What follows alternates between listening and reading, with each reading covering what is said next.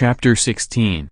I know that I dropped a surprise by making Naruto sign the Fox contract, but to be honest, I just don't see Naruto having a Toad contract in my story, so to be on the safe side, in case I decide to do Shippuden, I made him sign the Fox contract. I already have a few ideas on the abilities of the Sage Mode, and they are badass. But we are getting off track. On a more important note, this will be my last update of the story for now. The next update will be after 2 weeks, since exams are coming up. Please bear with me. On a side note, some people seemed to appreciate that I added a reference from Apex Legends, but honestly, I have no idea what that is. On with the story. Naruto and Jiraiya established a schedule for Naruto's training. Jiraiya would create 2 shadow clones along with Naruto. He would remain with the original, while the other 2 would practice in Fuinjutsu and Ninjutsu. Naruto was already master of Fuinjutsu,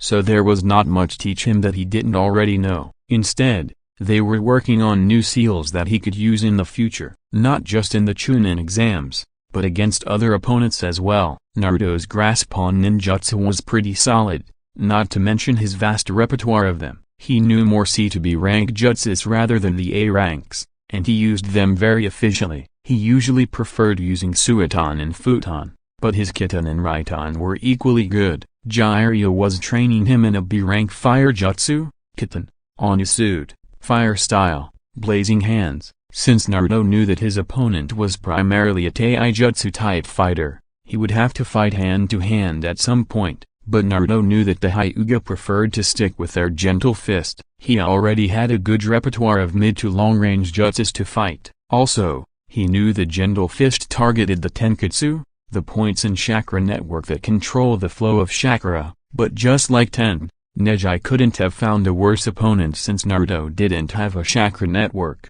So Neji's fighting style was already null and void. Add to the fact that the Hyuga see learning elemental jutsu beneath someone of their stature, and Neji is totally crushed. The original Naruto was concentrating on increasing the speed of his reflexes in Taijutsu against Jiraiya. Naruto found out on the first day of their training that Jiraiya was holding back a lot. Their routing was something like this. First, the Sannin would check whether Naruto's resistance seals were actually affecting him or not. Based on that, he would let it remain or change them to a higher level. Then he would tell him to just defend. Naruto would have impressive bruises by the end of the defensive sessions. After half an hour of relaxation, in which his bruises would get healed, Naruto would be told to try and hit Jiraiya, and every single day for the first week, he was only able to hit the man 5 times at the most. Granted, his fighting style, the elemental fist, was as aggressive as it was defensive,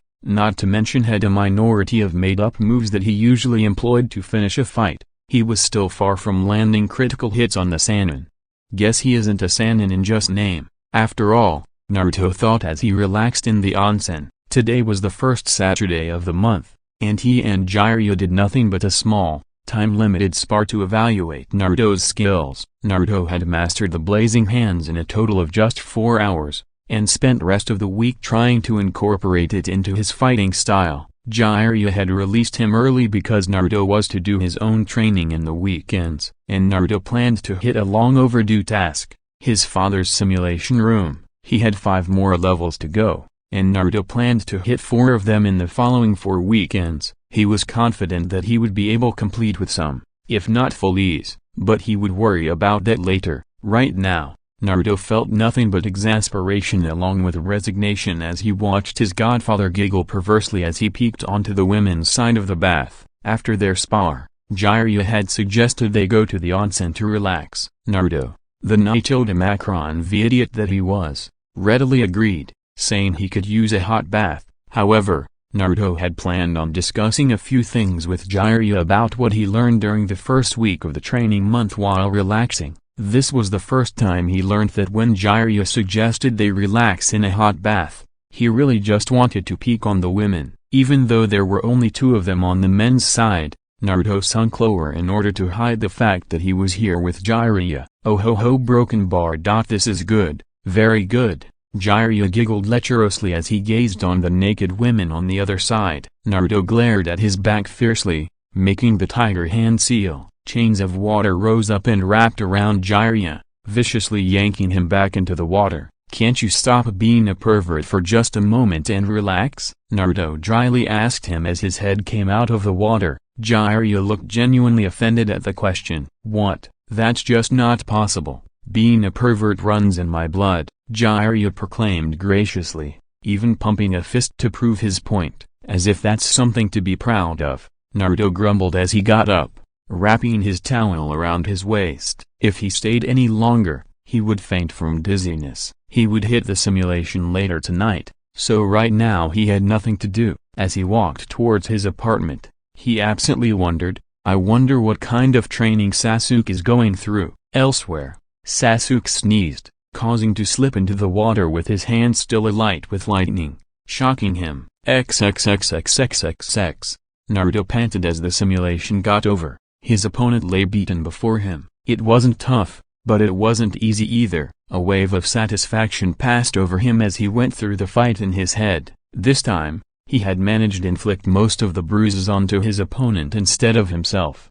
His opponent was crafty, and his fighting style was something Naruto had never seen. He fought almost like he was dancing, weaving around in circular patterns. His hands were almost always on the ground and kicks were inverted. The force behind increased with each maneuver. However, Naruto was able to find the weakness of this style. As offensive it was, only evasion tactics were used by his opponent to escape his attacks. There weren't many blocks, so the upper body's only way to not get hit is to continuously keep moving in an acrobatic way. Naruto, however, was able to land in a few attacks before getting annoyed. His opponent's patterns were too erratic to find an opening and exploit it at the same time, so Naruto himself improvised. An opponent with a style like that can be dealt with many ways, but the option that stood out the most to Naruto was the use of brute force. Up until now, Naruto had only attacked the opponent. However, Naruto enhanced his fist with his chakra and punched the ground hard. The force behind it was not what Naruto expected it to be. A few cracks spread around the impact area,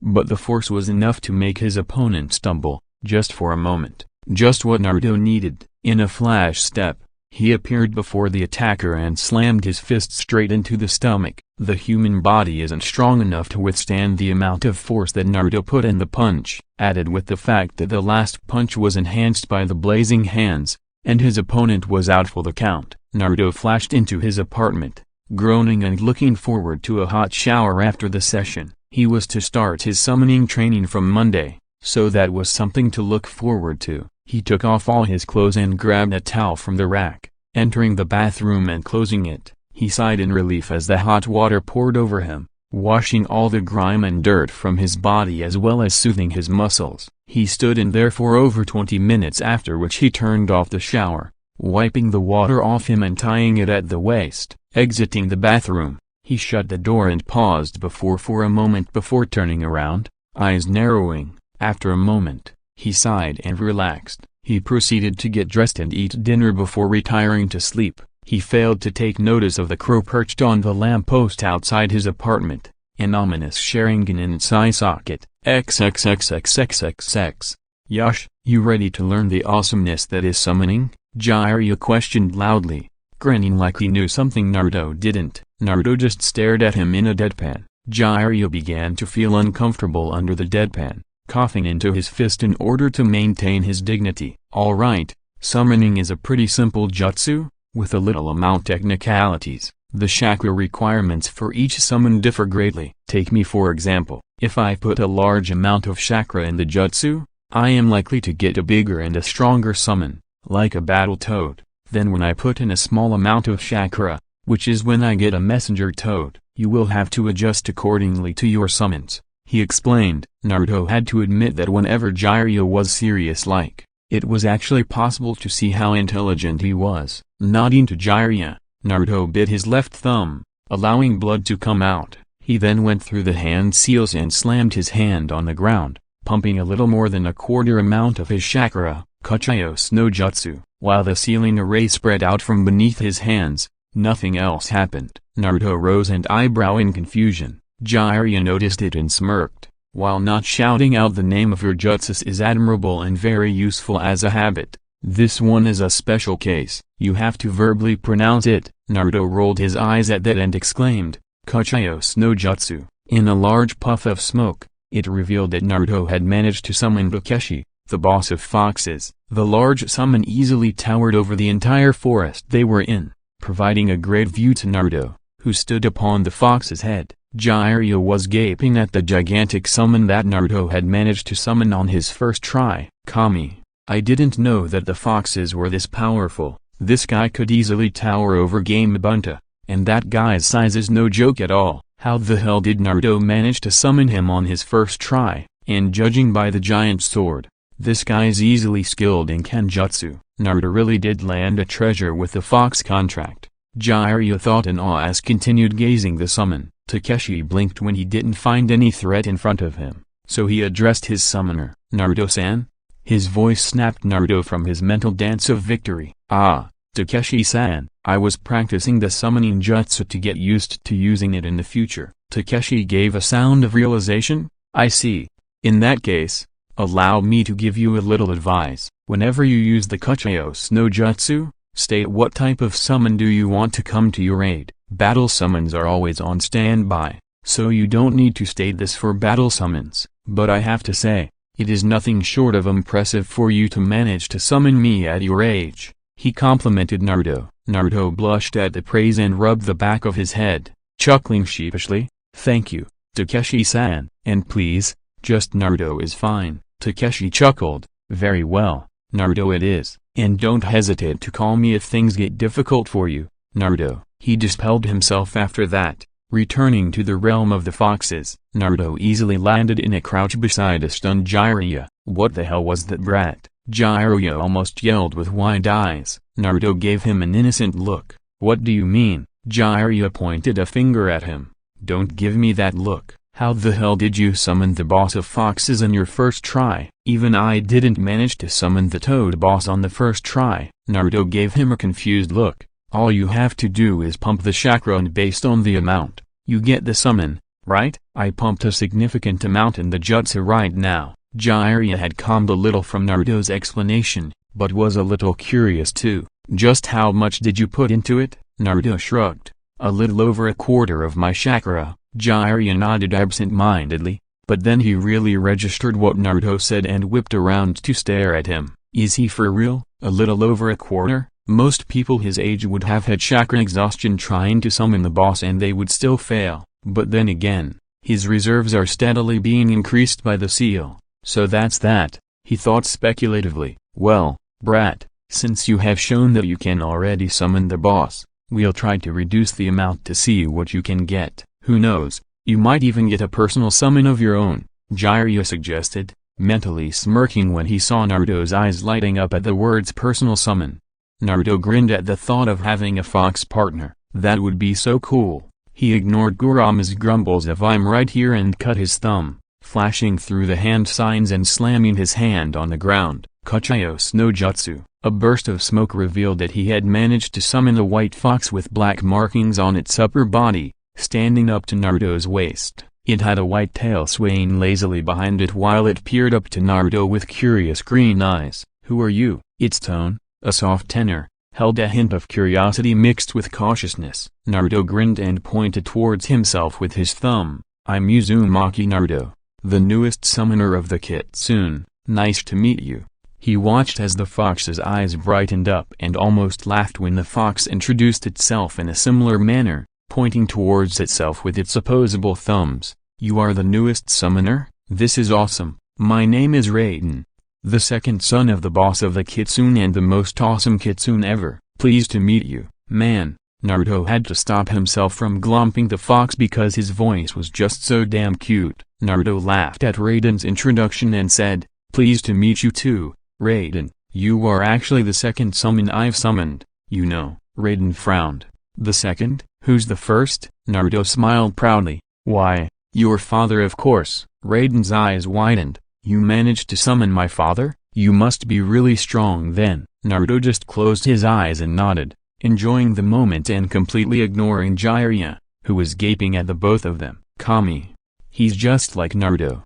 he thought as he observed them converse. Raiden seemed come to some realization as he tugged at Naruto's lower, gaining a curious look from the boy. "Naruto, do you know what this means? You summoning me?" His voice seemed to grow with excitement as he voiced his question. Naruto raised a confused eyebrow. "No, what does this mean?" Raiden shook his head with wonder. "It is a requirement to summon the boss of any summoning clan after you sign the contract, Naruto. However, whomever you summon next, becomes the summoner's personal summon," he finished with a significant amount of glee in his voice. Naruto also started grinning, and at the end of his explanation, he engulfed the fox in a hug, burying his head in his fur. "Which means you are my personal summons now. We are going to have so much fun together, Raiden." The fox also laughed in happiness, and it was then that Naruto remembered something. "Oh, Raiden, I almost forgot. This is my godfather, Jiraiya." He introduced the smirking man sitting behind him. "Finally remembered me,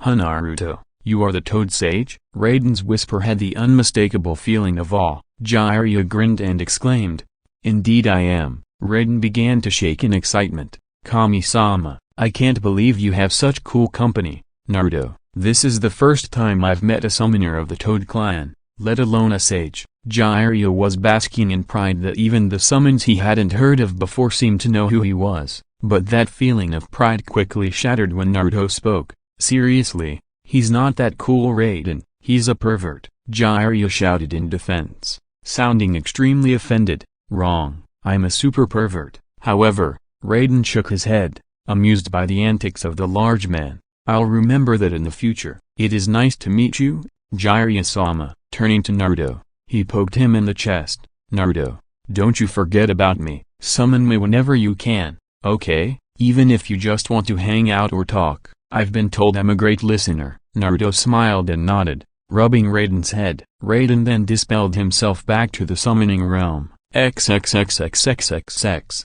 The next 2 weeks were spent like the first week, since Naruto already had an excellent grasp on his summoning. So they spent the next 2 weeks speeding up his Taijutsu and adding jutsu to his arsenal. Naruto had learned 4 more jutsu, 1 jutsu for each of his affinity, and had improved his fighting speed considerably. For lightning, he had learned Triton, Rikukousen no Jutsu, lightning style, lightning beam technique, AB rank jutsu. He had found this jutsu in the Nidame's library, a beam of lightning twice as wide as his arm. If it hits the target will experience a fantastic amount of pain and will be heavily stunned, not to mention unconscious from the pain. Even if it's a near miss, the effects will be of some effect due to small bolts of lightning escaping. While he won't be using this against Neji, it was still a very useful technique for a live capture. For fire, he had learned Kitten, Minami and High, fire style, invisible fire, AB rank technique Tobirama had created with the help of someone named Uchiha Kagami. After molding chakra, Naruto would expel a single, colorless beam of gas from his mouth. However, upon getting in contact with a target, the gas will spontaneously combust, and the strength of the resulting explosion will depend on how much chakra Naruto put into it.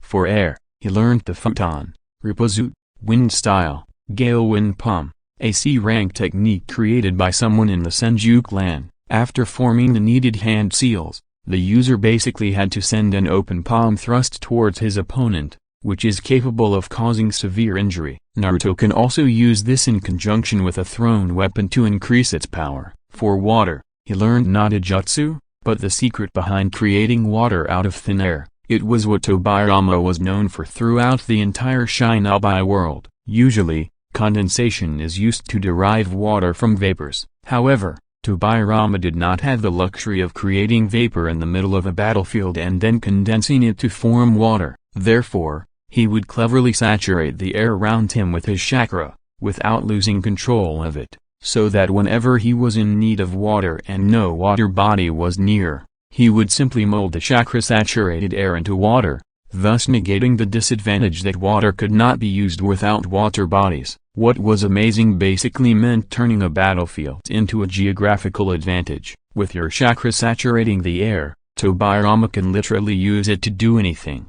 This is what I could come up, a bit of BS, so please bear with me. For Fuin Jutsu, He completed the chakra-suppressing seal he was working on with Jiraiya. He made it so that upon application, the chakra of the target would be completely locked, which meant they were completely helpless unless they had something to outrun him without chakra. Another thing he came up with was slapping resistant seals on his opponents. Simple, but very effective, something he would use against Neji. All in all, with the help of his shadow clones, Naruto spent almost a week to entirely master the first 3 techniques, meaning using them with the minimum amount of hand seals. He was still working on Tobirama's chakra saturation technique, using it discreetly without letting your enemy know.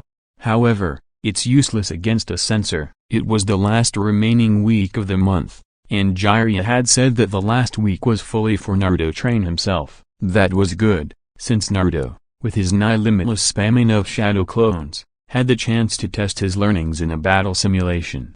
It was the second day of the last week and Naruto was taking a water break, his t-shirt and jacket having been discarded for a while to avoid them from getting drenched in his sweat. "So, what do you think of my training, Raiden?" he asked after taking a sip of water. Raiden watched his summoner, sitting some distance away. "Well, it's definitely intense. You sure work hard for all your genius, Naruto," he dryly commented. When he was first summoned, he was delighted when Naruto asked him to give him some company while he trained. He had then proceeded to watch with wide eyes as Naruto summoned an army of around 500 shadow clones for an all-out battle against them. Raiden had asked, just out of curiosity, that how much chakra had Naruto just spent making the clones. "I'd say, a full 3/4 of my total reserves," Naruto had replied after a moment. Raiden had dumbly nodded and watched as Naruto proceeded to decimate his army. He had paid close attention to what Naruto had said and was doing some mental calculations. If Naruto spent a whole 3/4 of his chakra, that meant he would be close to light chakra exhaustion if he spent any more. But Naruto had explained it to him that whenever shadow clones are dispelled, the chakra returns to the original, along with the memories of that clone. Raiden observed that Naruto had started with Taijutsu, destroying a dozen clones at first. Then, he used an elemental jutsu, whether it be fire or air or water or lightning, to destroy another group. He would then switch back to Taijutsu, then use a jutsu again.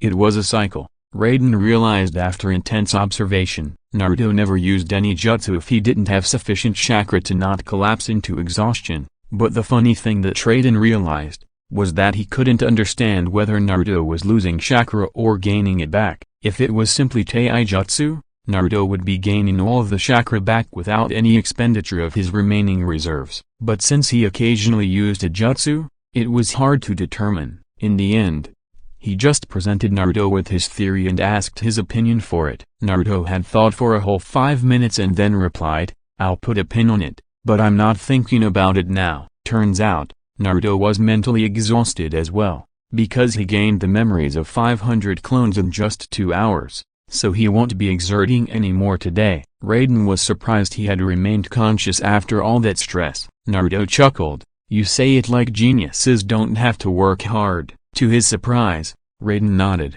completely supporting his point. Naruto corrected him right then. "Raiden," he said softly, sitting beside the fox so that his head was on Naruto's thigh, "that is a belief which isn't right. People misunderstand what genius actually means. They believe that someone who achieves something great without appearing to work hard is hailed as a genius. But that's not true. Genius is just a great capacity for hard work. Take me for example. I have excellent chakra control, which allows me to grasp jutsus very quickly, but learning jutsus and mastering them are two totally different things. It is my genius that allows me to grasp concepts so quickly and easily." He stroked Raiden's head tenderly, having the fox's undivided attention. "But only through hard work can I master them completely. That is what genius is. Genius is the beginning of something great, but it is hard work that sees you through the finish. Genius is nothing without hard work." Raiden gazed at Naruto with wide eyes, who just looked at him with a small smile on his face.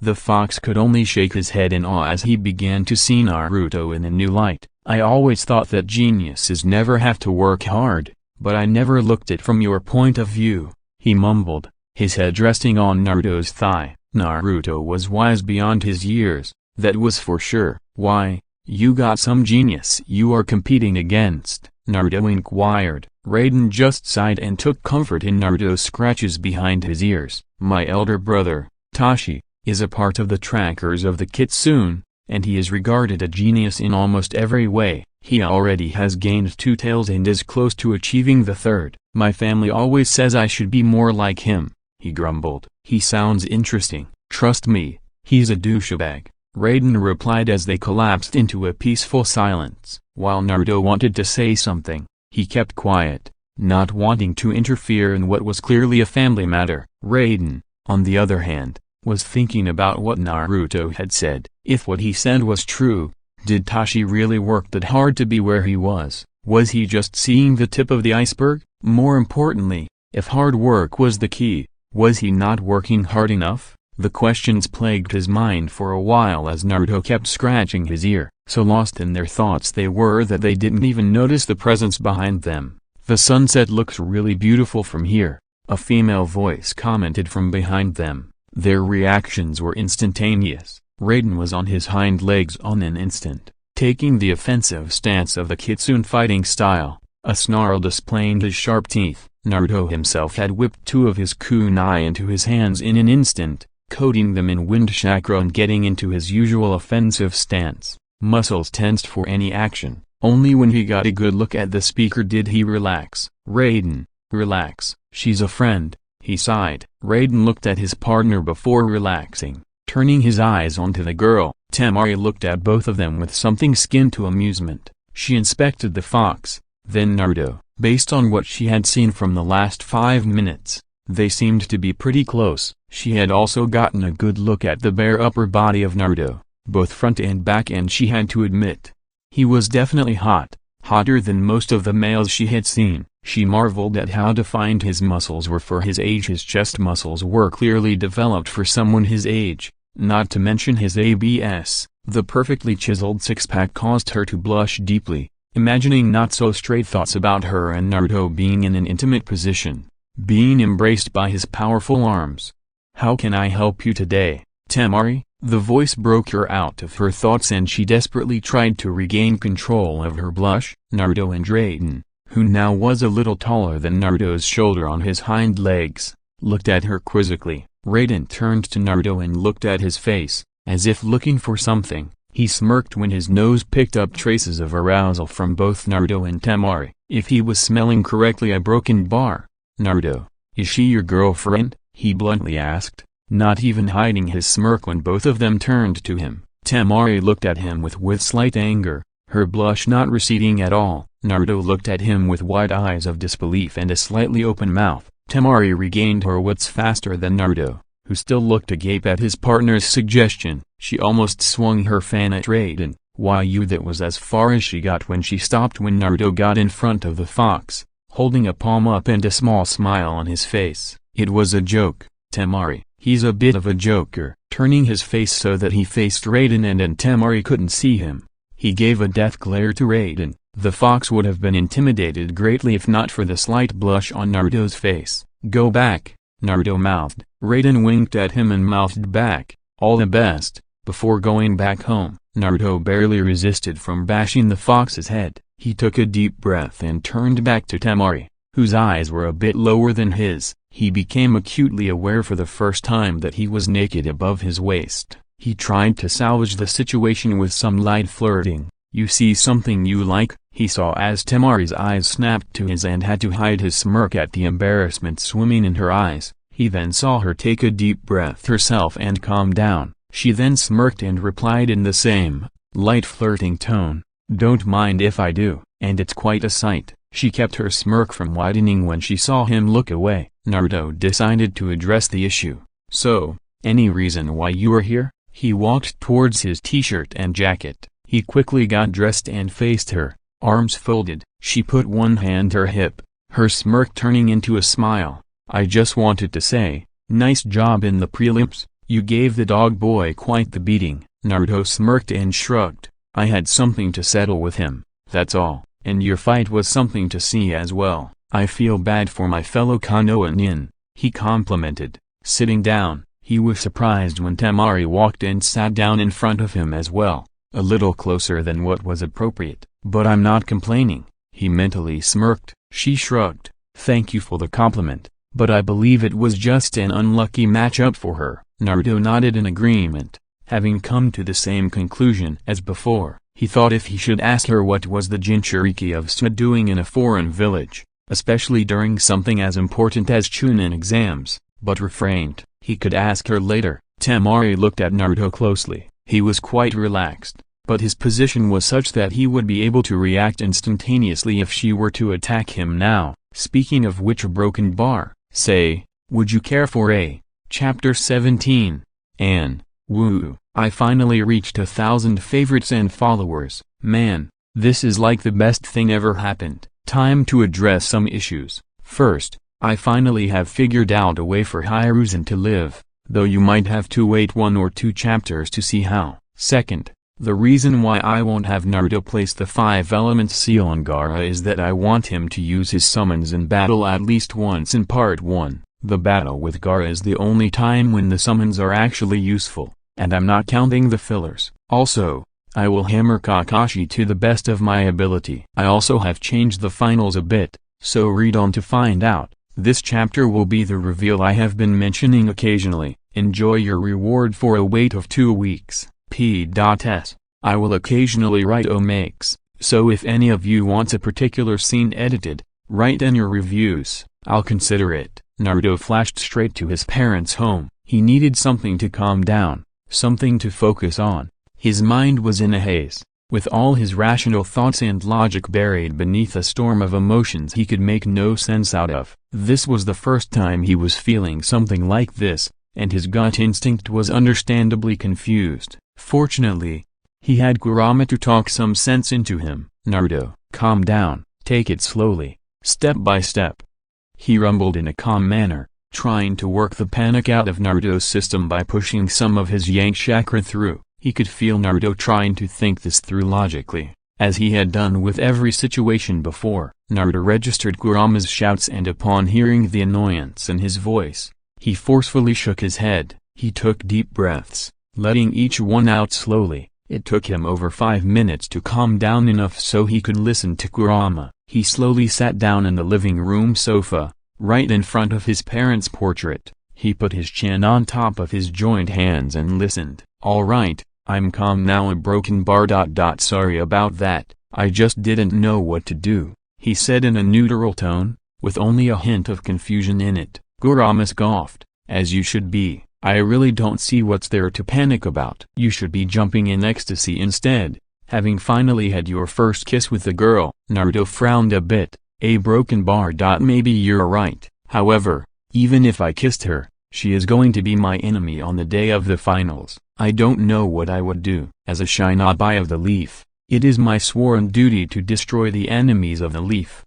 However, I know that I won't be able to bring myself to kill Temari, and I can't even imagine the treatment a prisoner of Konoha gets. Kurama raised an eyebrow. What you need to do is slow down. It is not up to you to decide what happens to them. That's the job of the Hokage. Your job is to simply stop them from completing their mission, by any means necessary. Naruto thought about it, weighing Kurama's words intensely. He was right. He simply had to stop the sand from achieving their goal. He figured that he might have to take some lives on the day of the finals, but he could choose to spare some. He got up, his keen mind slowly working out the various possibilities and scenarios as he made his way to the simulation. He already knew that Gaara was the biggest part of the opposition's plan, so he would have to neutralize him by any means. If he could stop Gaara, there was no other trump card that he could think of that Suna can fall back on. He could choose to spare Temari, as she can't do anything on her own. Her other brother was easy to handle as well,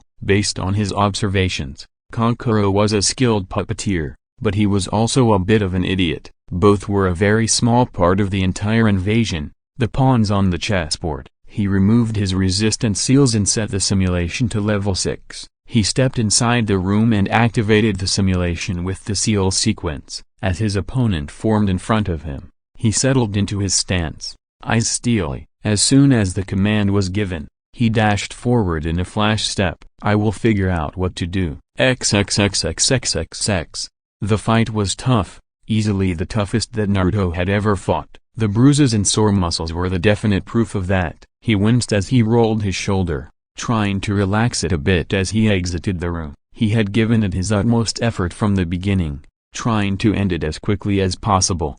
However, he wasn't surprised at all when he was parried blow for blow, jab for jab. Neither managed to gain the upper hand on the other for a whole of 15 minutes. Naruto could not hit his opponent, but he made sure that his opponent couldn't hit him either. It soon became clear that he won't be able to gain the upper hand if he continued like this, so he activated the blazing hands technique. At first, it looked like he had gained a slight advantage, but he was forced onto the defensive when his opponent copied the blazing hands and used it against him just as effectively. Naruto absently fingered the small, burnt hole in his jacket as he walked up the basement. The blazing hands had caught him off guard for a moment, which is why there was a burnt hole, but he had managed to put up a successful defense, all the while trying to think up of something that would give him an edge in the fight. The fact that there was no pattern to identify did not help at all. It all came down to this: the only way he was beating this opponent was by catching him off guard, and capitalizing on that hard and fast. Give the opponent no time to recover or think up of a strategy. However, it had to be something completely new, something totally out of the box. It did not escape his observation that the moves he fought in the previous level did not work on the next, so he waited, all the while defending himself from his opponent. It took him the better part of 20 minutes to think up of something that even remotely had a chance of working. Blazing hands was somewhat based on the tree walking exercise. You have to maintain a constant amount of chakra on your hands or feet. However, instead of it being normal chakra, it has to be kitten. Kitten was fire, and fire was weak to water, and vice versa. With this in mind, Naruto improvised. Instead of maintaining kitten chakra, he changed the nature to Suiton. It wasn't difficult at all, if he didn't count the constant attacking on his person.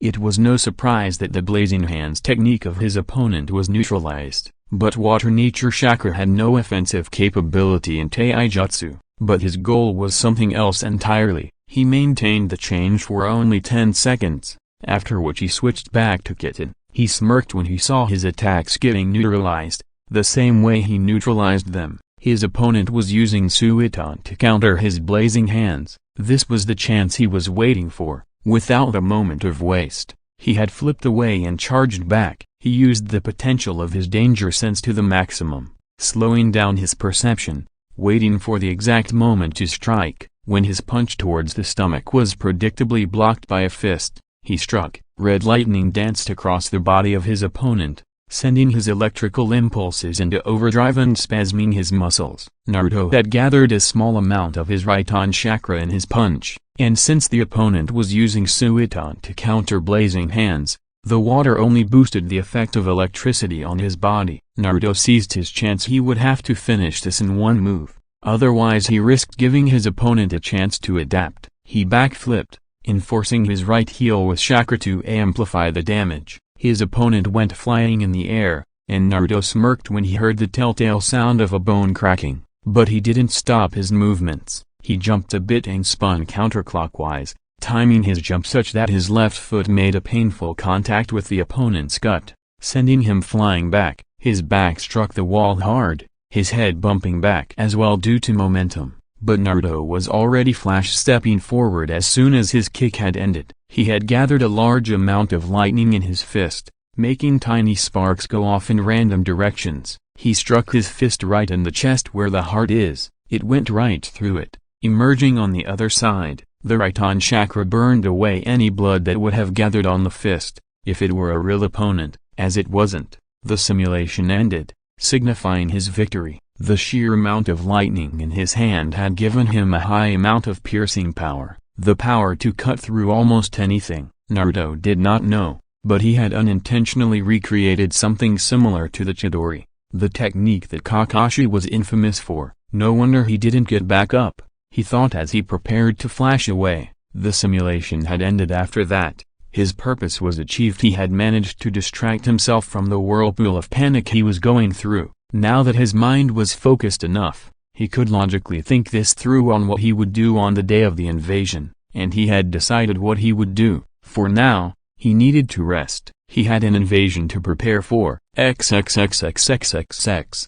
Naruto was sleeping comfortably, a peaceful smile on his face. The sun peeked over the horizon slowly, and as soon as the first rays of the sun touched his face, his eyes fluttered open. He blinked his eyes several times to clear the sleep out of them. He then put his hands behind his head and just stared at the ceiling, attempting to piece together the facts he knew. Okay, here are the facts. Orochimaru attacked us in the second phase, making it clear that he is after Sasuke for some reason. From what I learned from Temari, the Sand and the Sound are planning a combined invasion on the Leaf on the day of the finals. So it's not just that the Sand and the Sound Shinobi will be fighting each other, but the Kage will fight as well. Gigi is up against the Kazekage, and possibly Orochimaru as well. That snake just want to see the Leaf destroyed. Given that he was denied the title of the Yondaime by Gigi, the fact that Gigi only cemented the fact that he would never become Hokage by declaring him a missing nin is only the icing on the cake. He wants to see the Leaf utterly destroyed.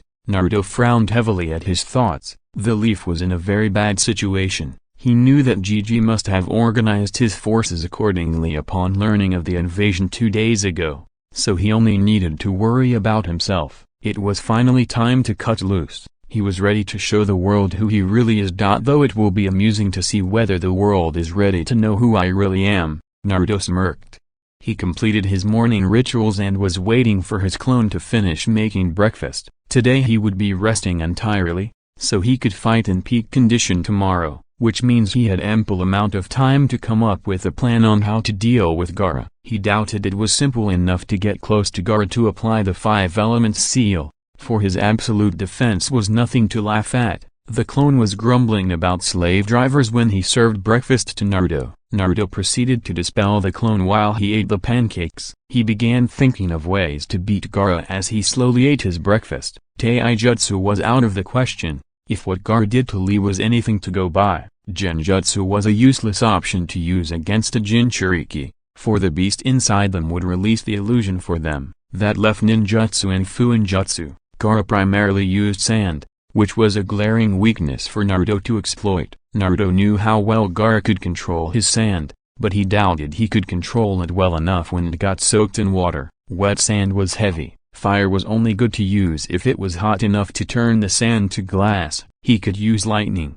but he preferred if it didn't come to that. He would douse Gaara in so much water he would be hard-pressed to find enough sand that he could control. Fuinjutsu was something he could use to a great effect. A chakra absorption barrier would effectively trap and drain Gaara of his chakra until he dropped unconscious, but that presented another problem. Kurama had told him that the moment Gaara falls asleep, Shukaku would seize control and get free, so he would have to deal with a Baijuu. Thank God for the fox summons, he thought as he washed his plates. He dried them and went back to his room. Gazing in the mirror, he saw his hair and sighed wistfully. A second later, a clone popped into existence. Already knowing what to do, he picked up a blade and scissors, and set about to cutting the original's hair. Tears of regret flowed out from his eyes. Why are you cutting your hair, Prime? It is such fine hair. A broken bar. Naruto turned in confusion. Why are you complaining? The clone scowled. I know what you want to do with your hair, and I say it's idiotic because we would look like idiots. Naruto snorted. Who says you have an option? The clone grumbled as he set to cutting the hair, while Naruto remained on guard, ready to dispel the clone in case he tried to shave him bald. 15 minutes later, Naruto gazed at himself in the mirror, smiling as he saw his new hairstyle. He even had his whiskers removed. 4 patches of hair, with a pattern that he had, hardly looked good on anyone. He had cut his ponytail, causing his hair to fall around and making 2 jaw-length, spiky hair tails on either sides of his head. He experimentally lifted his right hand and spiked his head forwards. He smiled when the hair seemed to actually spike forwards and stay like that. People are going to get a heart attack tomorrow, he smirked. He went into the bathroom and took a quick shower. I have to prepare some backup for Gigi, for he may have to face the Kazekage and Orochimaru at the same time, he thought as he wiped himself dry. What do you have in mind? The sudden deep baritone caused him to blink once. About time you woke up. I was beginning to get worried when you didn't respond to my thinking earlier. Kurama scoffed. You're about 10,000 years too young to worry about me. Anyways, what do you have in mind?" Putting on his clothes, he scoffed in return and replied, "I'm only a genin. I can only prepare a few hundred shadow clones, nothing else." Kurama thought for a few moments and said, You underestimate your shadow clones. Don't forget, you are a decently skilled mortal of your age." He gracefully ignored the snort from his host, and as such, shadow clones of your caliber can act as a great support for anyone. "If you say so," Naruto absently replied as he dressed up as usual. He looked at his hair in the mirror, noting the way in which it formed a spiky mess on his head. He arranged it so it was spiked forward on top of his head. He wondered what to do about his ear tails. He knew that his father too had jaw-length bangs on either sides of his head. He could replicate that, but he really didn't want his hair sticking around his face if it got wet with water. He could tie the bangs under his headband, but then it would still stick randomly when wet. What to do? What to do? What to do? Broken bar. It's quite rare to see someone like you, who never pays attention to irrelevant things, fussing over your hair, Kurama slyly commented. Naruto scowled. It's a relevant concern.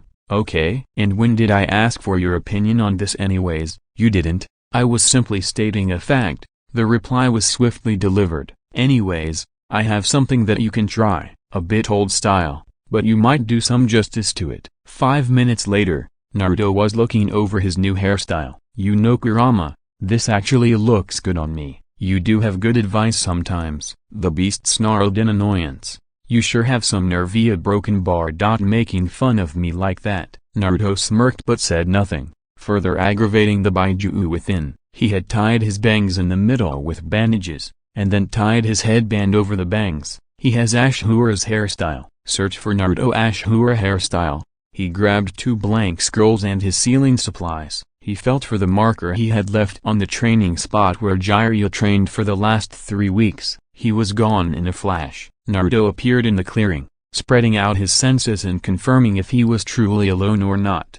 When he had confirmed, he sat down and opened one of the scrolls. Taking out his brush and ink, he started writing seals for a prisoner containment scroll. With a slight alteration, in just under a minute, he had completed writing down the sealing sequence. He inspected it for any mistakes, then nodded upon finding none. Standing up, he made a half ram. Around 200 shadow clones popped into existence. Alright, I want you divided into 2 groups of 100. For a second, Naruto feared that the sound of 200 people simultaneously shouting would draw someone's attention. He sensed for any foreign chakra signatures, but found none. Nonetheless, he had to do this quickly. It took him just under 10 minutes, but he managed to seal 1 group of clones into the scroll. Normally, a prisoner scroll is made for dead people who have no chakra. Also, it is made only for 1 person, so Naruto had to tweak the seals a bit so that the amount of chakra that was shaped into his 100 shadow clones did not get disturbed in any way. He also tweaked the seals to allow solid 100 constructs to safely get sealed. He exhaled a breath and did the same with the other 100. In 20 minutes, he had prepared a backup for himself and Gigi, each backup worth 100 shadow clones. Alright, my work is done for today. Kurama, will my reserves be back to full by tomorrow? Easily. Leave it to me. I might even be able to expand them a bit. Naruto nodded, pleased with the development. All that was left is to wait for tomorrow. XXXXXXX.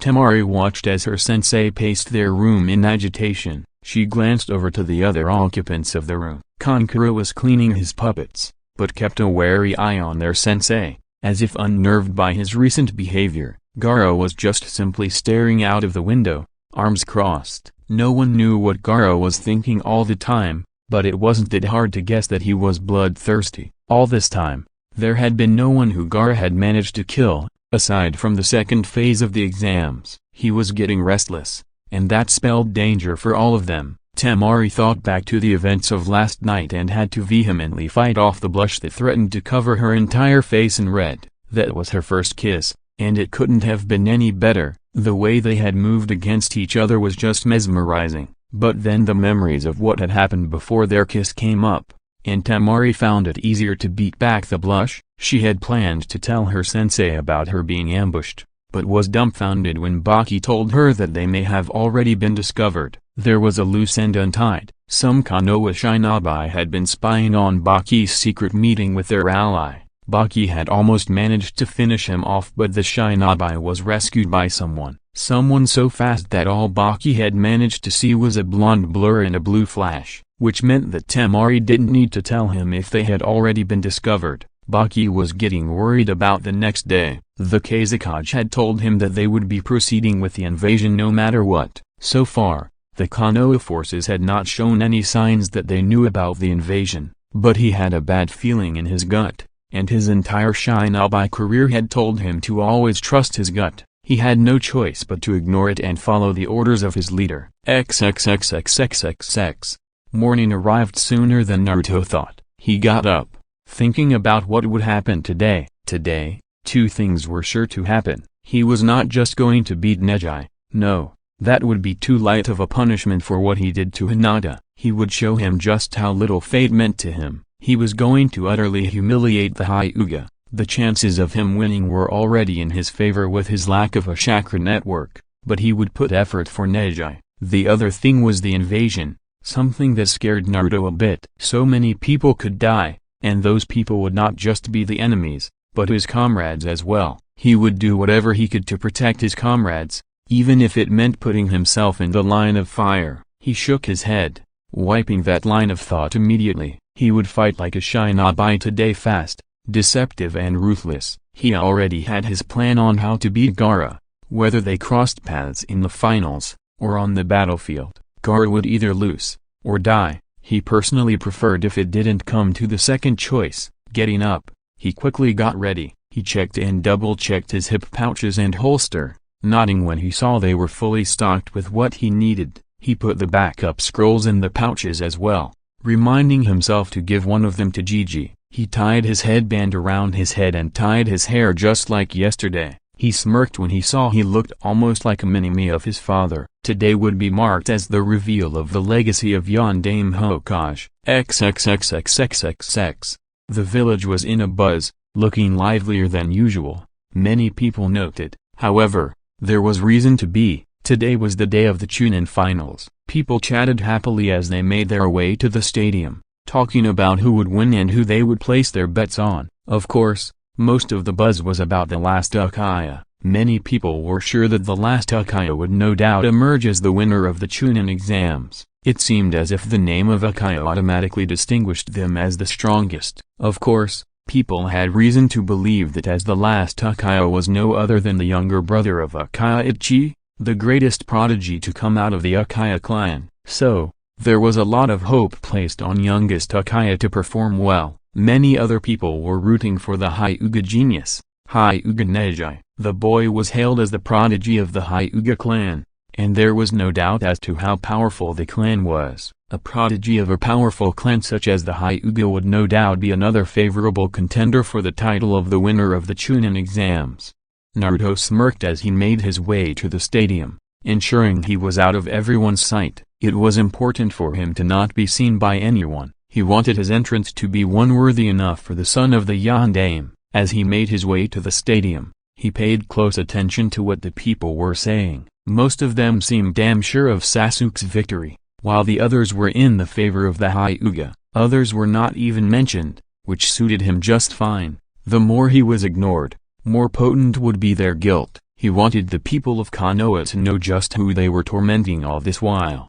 As the stadium came in sight, Naruto changed his route to arrive at the back of the stadium. Looking up, he saw the back wall of the stadium looming in front of him. There are still over 5 minutes before the announcements begin, he mused. He sat down to wait, and while he waited, he thought back to what Neji had said during the prelims. Flashback.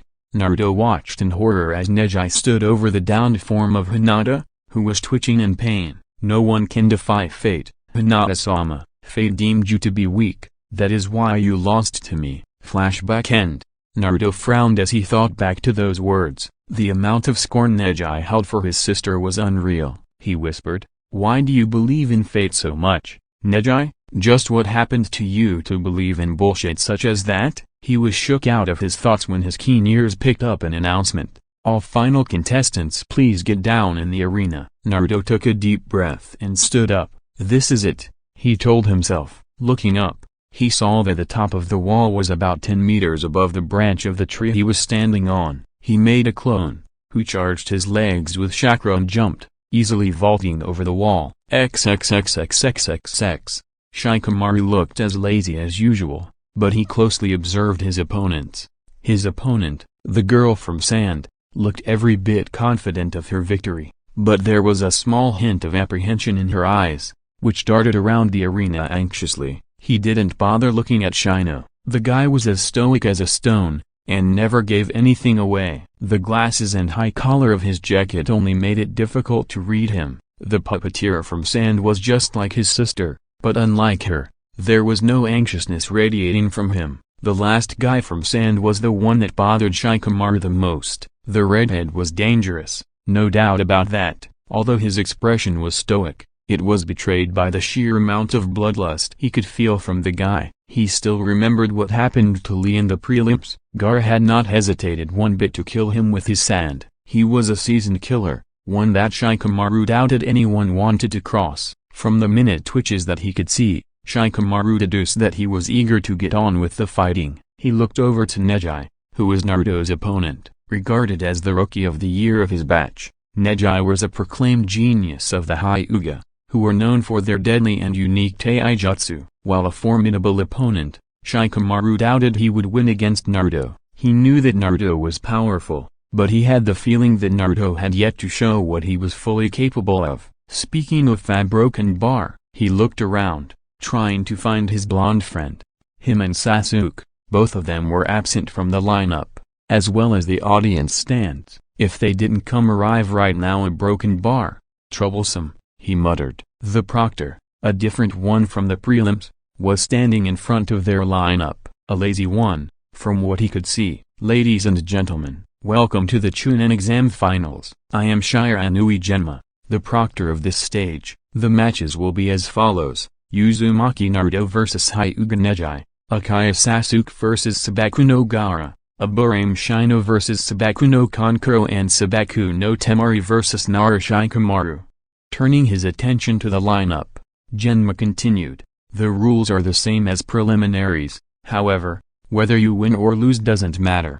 Your promotion will be decided on the basis of your skill, your strategy and execution. Stands. Sakura looked worried as she tried to spot her two teammates. Ino, who was sitting next to her, said, "Where do you think are your teammates, Sakura?" While she still believed Sasuke would win the finals, she had gained a healthy amount of respect for the blonde Uzumaki, ever since she suffered the humiliating defeat at his hands. The ease at which he handled her told her how pathetic she really was. Also, it was evident just how much he was holding back from absolutely thrashing her. Sakura shook her head worryingly. "I don't know a Broken Bar. Where are you, Sasuke-kun?" Naruto. A sound coming from above the finalists caught hers, as well as every person's attention. Arena. The proctor was just about to speak some more when a sound above them caused everyone, including the audience and the cage, to look up. In a puff of smoke, a small object fell right in front of the assembled genin. It was revealed to be a kunai, but not just any kunai, a three-pronged kunai. There was a collective gasp among the audience when they recognized what it was. Genma had wide eyes as he stared at the kunai, being reminded of the only person in the entire nations who used to wield these. Before he could think anything else, a person appeared in a blue flash. A pin-drop silence washed over the entire stadium as everyone got a good look at the person. Cagebox. Hiruzen stared in awe as the person was revealed to be just who he thought it would be, and Kami. He looked just like his father. Minato, you would be proud of who he's become. Beside him, Orochimaru was seething. His fists were hidden from view, so that no one could see that they were clenched tightly. Uzumaki Naruto, a Broken Bar. It is not possible for anyone to master that jutsu in just a month, which means you knew it well before, and you knowingly held back against me. Very bold. But then he smirked. If you weren't the Jinchuriki of the Kyuubi, I would have marked you instead of Sasuke-kun. To have that jutsu in my arsenal, a broken bar. I would have been unstoppable. Stands.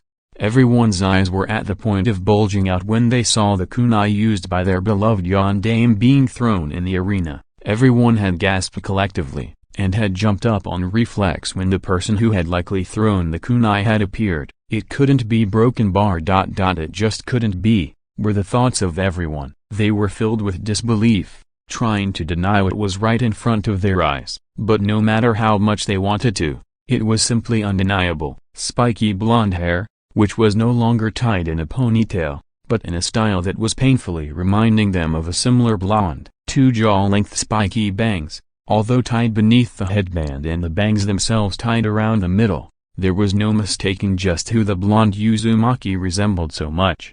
He was almost a literal copy of Namikaze Minato, with only his hairstyle distinguishing from the famous Hokage. The yondaime couldn't return from the dead, which left only one conclusion: to think that the demon container was also the son of the yondaime. A broken bar. The crowd exploded in mutters, exclamations of yondaime, mostly drowning any other verbal exclamation. It was something that authors note. Wow, a broken bar. Just, wow.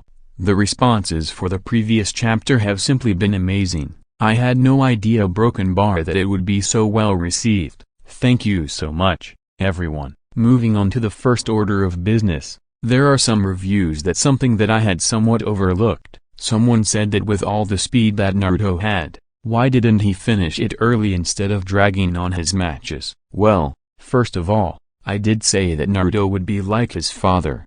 But I did not go through all of Naruto's character development for nothing. If he just ended it with Hiroshin, the previous chapters would have gone waste. I made Naruto more of an all-rounded shinobi, an ideal shinobi like Kakashi. My Naruto won't be attacking each opponent head-on like an idiot. He will be like Minato, analyzing each opponent until he has what he needs to defeat him. He dragged Neji's match on for obvious purposes. The reason he did not use Hiroshin against Gaara from the beginning is that Gaara's defense would have prohibited him from doing so. Even if he's faster than Lee, he would be wasting chakra and time. I opted to disable Gaara's sand first, followed by his ability to make more sand immediately. Now that I have answered that, let's move on. Also, all of useless complaints have been dutifully ignored, and constructive criticism has been taken into consideration instead. Enjoy. P.S. I have a feeling this chapter might end up being longer than even the previous one, but don't worry, I'll be finishing the invasion in this chapter. P.P.S. I have been meaning to change the story's name for some time, but I have a doubt. Those who can answer my query, please do. If I change the story's name, will it still remain in the communities that it has been added to in the past, or will it be removed? Also, will it be difficult for people to search for it if I do? Please answer if you can. Naruto watched with narrowed eyes as chaos seemed to make its presence known across the whole stadium in just a moment. No doubt about it, the invasion has begun. And most probably, this is not the only place that is being attacked. Odo and Shinra Shinobi would most likely be attacking the most vulnerable areas as well. A broken bar. Like the academy. His eyes narrowed at the last thought in silent anger. It was a perfect strategy to kickstart Konoha's destruction. If they attack the foundation of Shinobi and the village, the field where the future generation of Shinobi were born and bred, Konoha would be absolutely crippled. The amount of time it would take to recover from such an attack would be so long that it wasn't even funny. I really hope Hiro-Sennin is still in village. For now though, I have other things to concentrate on. He sensed foreign chakra in his system, a genjutsu settling on him, trying to put him to sleep. A quick pulse of his chakra shattered the genjutsu, and just in time too. His danger sense rang an alarm, alerting him of a threat behind his back. He didn't need to turn around to find out what it was. He already knew. Just as the arm of sand reached him, red lightning wildly danced around his body. Naruto ducked right under it, and spun on his heel, thrusting his right palm right into Gaara's chest. Only then he got a good look at what Gaara had transformed into. His right arm had transformed into a giant claw of sand, which had purple lines, looking suspiciously like seal markings. His gourd seemed to have melted into sand, having spread over his right arm and his back. A huge tail had formed on his back, which Naruto deduced had enough swing force behind it to smack someone right into unconsciousness. Naruto then saw where he had struck and smirked. Gaara's chest was uncovered by the sand, exposed for all to strike. He amped up the lightning, causing lightning to streak across Gaara's body. Gaara roared in pain, his muscles spasming and contracting against his will. On instinct, his tail swung around with devastating force to strike Naruto away. Naruto neatly backflipped away, and was up in his stance immediately, his higher shinkuni held in both hands, reverse grip. The shock of Naruto's lightning was enough to throw Gaara back several feet, light burns appearing on the places that weren't shielded by his sand. Gaara sat up groaning, putting both of his hands on either side of his head. Naruto knew well enough what was going on, and this was his chance to stop it. Just as he was about to rush at Gaara, 4 figures dropped between the two of them, causing Naruto to narrow his eyes. The eyes narrowed further when 2 more figures jumped right in front of him. Sasuke saw the genjutsu and easily dispelled it, wondering what the hell was going on. He then set his eyes on the arena, seeing Naruto face off against all the 3 siblings. Sasuke frowned, looking around. The entire population of the audience seemed to have fallen asleep, most likely the result of a genjutsu. Looking back at the field, he made a split-second decision and jumped off, landing right in front of Naruto and dropping into his stance. I may not know what is going on, but I'll be damned if I let you fight all of them alone. You already have stolen one of my fights, I won't let you do it again. Genma was not entirely surprised when the invasion began. The senior Shinobi had been briefed upon the invasion by the Sandaime, so they already had their orders on what to do. Genma looked at Naruto, who was in a fighting stance against the Sand siblings and a Jonin, most likely their sensei. He chewed on the senbon he always kept in his mouth. Considering what I've seen up until now, Naruto could easily hold his own against those, but it's better not to take chances. He jumped in front of Naruto as well, noting with slight surprise that the Uchiha arrived as well. Good, I wouldn't mind some extra backup, especially an Uchiha. He took his stance as well, facing the 4 Sand Shinobi. Baki sweated a bit as he looked at his opponents. A Jonin of Konoha, one who he could likely take on and win, but he wasn't sure if his students could win against the other 2. He wasn't that much worried about the Uchiha. While he had won his fight in the prelims, he had shown nothing special over there. If Temari and Kankuro were to team up, they could likely defeat him, but it was the blonde that he was most worried about. The cold, azure eyes that reminded him of a legendary shinobi of the past. Those eyes contained no mercy, only cold deadliness that could kill you in the blink of an eye. Uzumaki Naruto had just become a major obstacle in their plans. With the higher Shin no Jutsu, Namikaze Minato had finished off 1,000 of Iwa's shinobi in mere seconds, single-handedly securing Konoha's victory of the Third Great Shinobi War. Baki had no doubt that his son could do the same. He had almost defeated Gaara,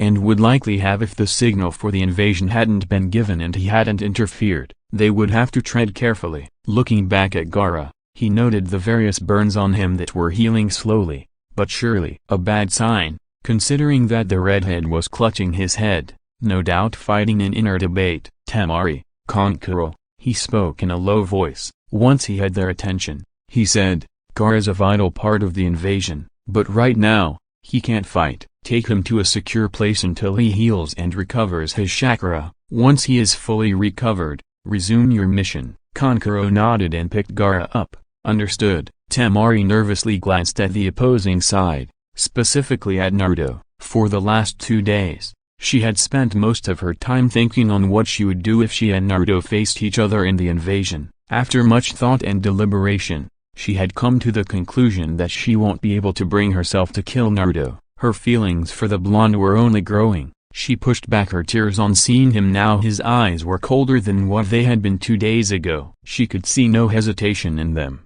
only iron-hard resolve. Kankuro nudged her. Let's go, Temari. Stealing her own resolve, she nodded and they both jumped over the stadium walls, heading into the forests of Konoha. Genma made a sound of irritation, and slightly turned his head to address the 2 genin. He didn't know why this decision made sense, but he had no choice. Kakashi had already issued his orders to him. The nerve of that Cyclops, a broken bar. Uchiha Sasuke, He spoke in a serious tone, drawing the attention of the said Uchiha. You have been said to be above your peers, so I'm going to assume that you are Chunin level already. He was interrupted by a smirking Sasuke. You want me to pursue them and defeat Gaara, right? Genma nodded. He hated sending Genin, who he didn't even know the level of, after a murderous, homicidal psychopath who was also a Jinchuriki. But orders were orders. After all, try to hold out as long as you can. I'll send backup as soon as I can. Sasuke snorted. Backup won't be necessary. I'll defeat them. He shot Naruto a challenging look before jumping after the three siblings over the wall. Naruto watched as his teammate disappeared over the wall. Arrogant, impulsive idiot. Not dropping his guard, he addressed the proctor. Junma-san, was it a good idea to send him alone to fight an unstable Jinchuriki, particularly when he has no backup? Junma replied, sorry kid, but I had no other choice at the moment. Kakashi already gave me orders to send you to him once the invasion begins. Report to him for your assignment immediately. Naruto did not like the situation at all, but could do little about it. Nodding, he immediately located Kakashi's marker and flashed away, leaving Genma and Baki to face off. Genma began in his usual lazy drawl. You guys have a lot of nerve, attacking us like you did. Baki scoffed as he pulled out a kunai. Less talk, more fighting. Tree hugger, XXXXXXX. Kakashi was keeping a close eye on his surroundings, and couldn't help but worry when Sasuke leapt off in pursuit of the siblings. Naruto would have been a way better choice, but he had not counted Sasuke's disqualification as a part of his plans. He could only hope Sasuke remained alive until backup arrived. Backup a broken bar. Now that's an idea. He was posted for protection duty. He was to ensure that the civilians were safely transported to safety under the protection of the Anbu. He looked over to the arena, and saw Naruto nodding at something that Genma said and vanishing a moment later. That was perhaps the only reason he did not jump in surprise when Naruto suddenly appeared beside him. Naruto, you are working with me today, if only temporarily. The forces would soon be swarming in the stadium any moment. The Anbu are clearing the stadium of the civilians. We will be tackling the forces inside the stadium. Naruto nodded seriously. Was it really a good idea to send Sasuke after those three instead of me, sensei? Kakashi resisted the urge to sigh. He had already questioned himself that plenty of time already. Not really, but I'm hoping he would be able to hold out until I send you after him. Now pay attention. The first of the forces are coming. Indeed, the sand and the sound Shinobi had started entering the stadium. Naruto narrowed his eyes and made a half-ram sign. Kakashi watched curiously as a shadow clone popped into existence. With the same seriousness on his face, he watched as Naruto pulled out a scroll from his right hip pouch and handed it over to the clone. You know what to do. The clone nodded and vanished a moment later. Kakashi turned serious. What was that you gave to your clone, Naruto? And where is he going? Naruto gave him a smirk. Don't worry, sensei, just a little help for our dear Hokage. Kakashi narrowed his eye, but let it go. He trusted Naruto not to do anything stupid in this situation. Alright, I'll trust you on this one. But first, you engage them with Gai. I'll join you in a moment and tell you when you have to go. Naruto nodded and almost flinched when Gai appeared by his side. Yosh, let's go, Naruto. We'll show them the consequences of their unyouthfulness. Naruto just muttered, hi, whatever you say. The two of them vanished, appearing on the battlefield. Kakashi looked around. The Anbu were engaging the Shinobi on the stands, providing cover for panicking civilians to escape and head to the shelters. He easily dealt with the two Shinobi that were headed his way, slitting their throats within a minute. He looked over the stands, trying to find where his pink-haired student had crawled off to. He spotted her in the very back, and smiled. She had dragged the entirety of Team 10 with her in the back, in the hopes that they won't be discovered. He had to give it her. The girl had grown some balls to be able to get her comrades into a safe zone in the middle of the enemy. He stealthily made his way to her. Sakura. He was immensely proud when she immediately turned to face him, a kunai in hand. She immediately lowered the kunai. Kakashi-sensei, don't scare me like that. Kakashi smiled, but then turned serious when Sakura asked him, Sensei, do you know where Sasuke-gun and Naruto are? Kakashi contemplated on what to tell her. I know where Naruto is right now, but you don't worry about him right now. As for Sasuke, I've got a mission for you." Sakura blinked. "A mission? XXXXXXX." Hiruzen took note of the feathers falling as he turned his head towards the Kazekage. The other man took the same action, and as their eyes met, a smoke bomb exploded on the balcony, hiding them from view. The Hokage's attendant yelled for him to run, but it was too late as a kunai buried itself in his chest. The Kazekage leapt to the roof with the Hokage under his arm and a kunai to the old man's throat. A team of Anbu darted after them but had to turn as the Kazekage's attendants appeared behind them. With a quick slice the two men became four, but the pieces of the bodies didn't drop as they tossed off their cloaks, revealing 14s. The four now exposed Otonin quickly flashed through seals before pushing their palms out and naming their collaboration jutsu, Shishinjin. A purple wall came into existence in front of them, taking the shape of a cubic barrier. An Anbu was about to test the barrier when the voice of the Anbu captain rang out. "Don't touch the shield, or you will burn," he said to the Anbu standing by his side. "But Taicho, what about Hokage-sama?" The captain gritted his teeth and looked at the four Otonin holding up the barrier. He was not a fool. Whatever was going to happen inside the barrier, it would likely be something big and dangerous enough to kill the Hokage. If he attacked the Oto Shinobi, there was a chance that the danger inside the barrier would be unleashed onto the village. He could not take that chance. Not to mention, the four nin had secondary barriers around themselves, the function of which they were unaware of. He had no idea how to release either of the barriers. Their odds were very, very bad. "Guess we'll have to have some faith in our Hokage." A broken bar. XXXXXXX. The clone watched from his hidden perch with calculative daze as a purple barrier went up on the roof of the building of the cage box. So they decided to use that barrier. A broken bar, not bad, he mused as the barrier went up as tall as almost 400 feet. Good thing the old man already has a mark on him. Otherwise, doing this would have been almost impossible, he remarked to himself as he flashed away. XXXXXXX. Hiruzen glared at the smirking form of his former student. He had entirely expected this to happen, so he had worn his battle robes under his Hokage robes. "Orochimaru." A broken bar, he whispered, ready for any trick his student might pull. Orochimaru noticed this and chuckled. "It seems you expected all of this, sensei." It didn't miss my attention that the Konoha Shinobi were rather unusually tense. Orochimaru looked at the old, but determined form of his sensei and almost chuckled. Did he really think he would win against him today? He was already pushing himself at the age of 70, which was no age to be exerting herself as a Shinobi. Not to mention, he had a guaranteed success, with his newest ace in the hole. Orochimaru smirked deviously. "Do you think you can defeat me at your age, sensei?" Hiruzen ignored the taunt and said, "This time you went really far, Orochimaru. It was my greatest mistake to let you escape that day, but no more. Today, you will die, even if I have to take you with me." Orochimaru asked curiously, "Where is all this courage coming from, sensei?" Hiruzen was stoic and instantly replied, "This ice a broken bar.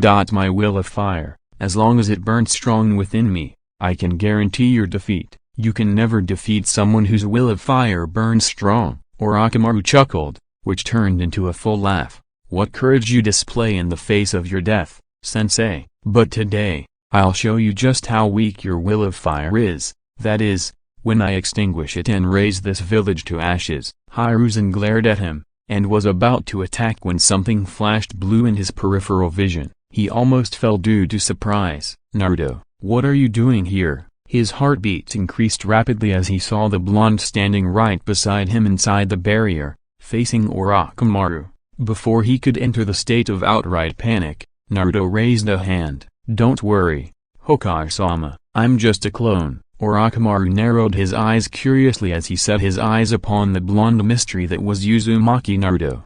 When he had first encountered the genin in the Forbidden Forest, he had been slightly impressed that the boy had been able to kill his summons with complete ease. Not only that, but he had formed an impressive tag team with the youngest Uchiha and managed to put him on the ropes. Now 1 month later, he had been surprised by the blonde, yet again, when he managed to learn and apparently master the incredibly difficult and complex Higher Shin no Jutsu. the jutsu that turned the Yondaime his name of Yellow Flash. He then proceeded to best a Hyuga and Taijutsu, and utterly humiliate him. Not only that, but he managed to completely turn the tables on a Jinchuriki, without using his own Baiju chakra. Here was a dangerous combination of genius, power and skill, that too at such a young age. Even Ichi hadn't shown such abilities at this age, and that guy was right up there with Orochimaru and the Yondaime in terms of being a genius.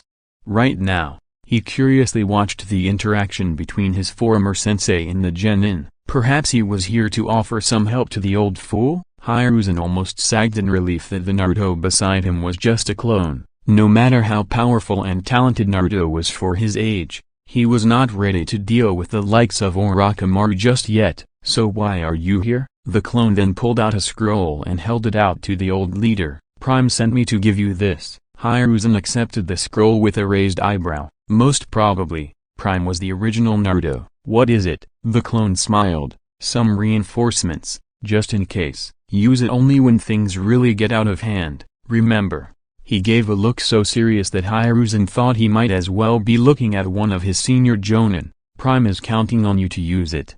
Hokage-sama, don't disappoint him. The clone then vanished in a puff of smoke, leaving an amused Hokage. Despite the situation he was in, tucking the scroll securely on his waist, he turned to his equally amused student. He settled into the Sarutobi clan's Taijutsu stance. Shall we begin then, my wayward student? XXXXXXX.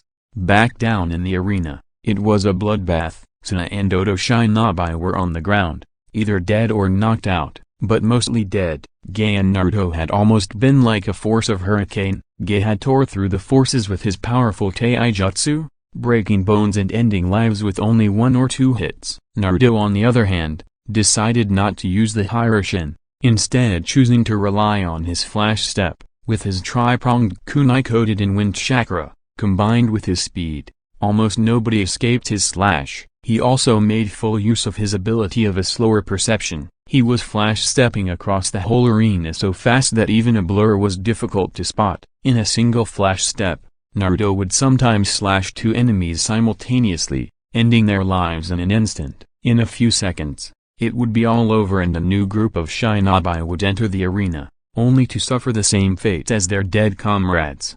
This is getting kind of boring. A broken bar, Naruto muttered as he ended the life of another Oto Shinabi. This was the 3rd batch he and Gai had taken care of, and Naruto was not impressed, at all. No Shinabi was able to counter his speed before they could even begin thinking of a counter. Naruto would catch them off guard in their blind spot and slash. Dead. Everyone moved almost painfully slow for him to kill. I wonder if this is how Dad felt, being the fastest man alive. Naruto turned around to catch the challenging grin of Gai-sensei. How many? Naruto internally sighed at how hyper the man was. He really did not see how one could be so hyped after killing so many Shinabi. Still, he would humor the guy. 68. He replied after going over it in his mind for a second. The reaction from Gai caused him to flinch in alarm. Gai cried tears as he held up a fist. Oh, it seems I have been bested in count. Naruto looked at Gai as if he had started speaking Latin. Since when had this become a freaking competition? He slowly started freaking out as Gai began to make absurd promises of how he would do 5,000 push-ups if he lost again. If he couldn't do that,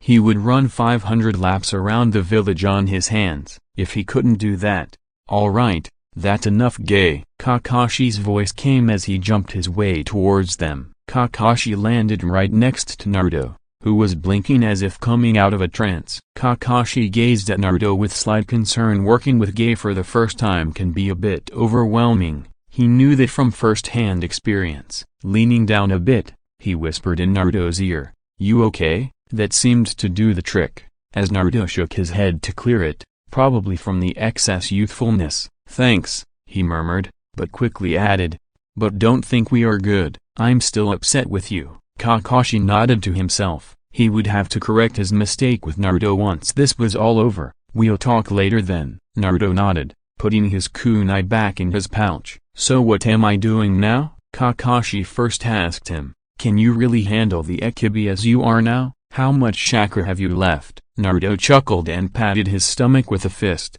Don't underestimate me, Kakashi-sensei. I've yet to fully spend even a quarter of my total reserves. I will manage. Now where am I going? Kakashi smirked under his mask. He really does have ridiculous reserves of chakra. He mentally whistled. Outwardly, he spoke. You are a censor, right? Sasuke went in pursuit of the Sand siblings, so as a backup, I sent Sakura and Shikamaru to track him down with the aid of my summon, Pac-kun. Shikamaru probably had pursuers, so you'll meet him on your way to Sasuke. Meet up with him, track them down, and stop the Akabi from rampaging the village. Naruto nodded.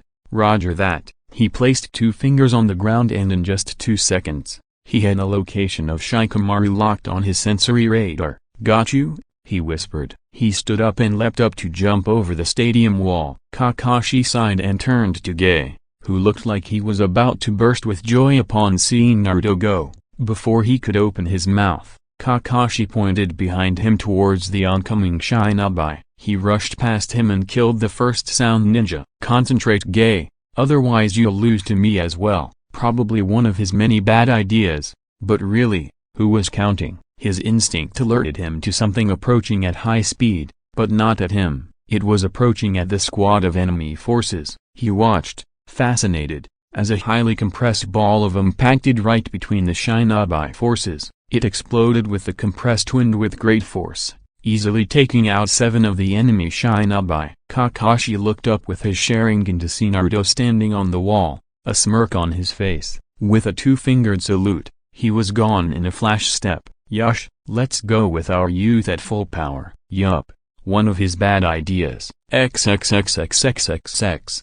Shikamaru gulped down the water Asuma had offered him with greed. Dealing with the pursuers had been way too troublesome. Catching all 8 of them with his shadow, then finding out that one ninja was still not within his grasp had almost led to his death. He had tried to find out the hiding spot of the 9th ninja before his chakra ran out, freeing the Shinobi from his grasp. Alas, he was too late and almost killed. Had it not been for Asuma-sensei's timely arrival, Asuma had taken the 9th ninja out, preventing him from assisting his comrades. Then, he proceeded to help out Shikamaru by taking out the other 8 ninjas in just a few seconds. Shikamaru just muttered troublesome and just sat down to take a rest. Asuma smiled at his student as he sat on a log. For your first time in deep enemy territory, that was not so bad, Shika. Shikamaru scowled at his sensei. It would have been better if you had just done it without hiding like that. Exerting so much had been such a drag. Asuma snorted,